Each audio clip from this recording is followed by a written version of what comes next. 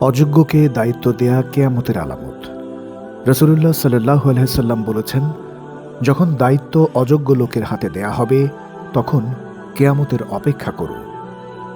এর ব্যাখ্যা হলো, এ হাদিসে রাসূলুল্লাহ সাল্লাল্লাহু আলাইহি সাল্লাম ভবিষ্যতের এক ভয়াবহ সামাজিক বিপর্যয়ের ইঙ্গিত দিয়েছেন।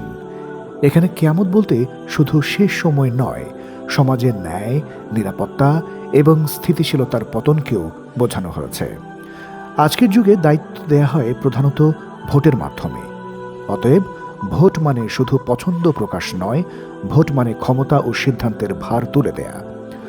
যখন যোগ্যতা, সততা ও দেশপ্রেম বাদ দিয়ে দল, লোভ, ভয় বা আবেগে পড়ে অযোগ্যকে বেছে নেওয়া হয়, তখন সমাজ নিজের হাতেই বিপদের দরজা খুলে দেয়।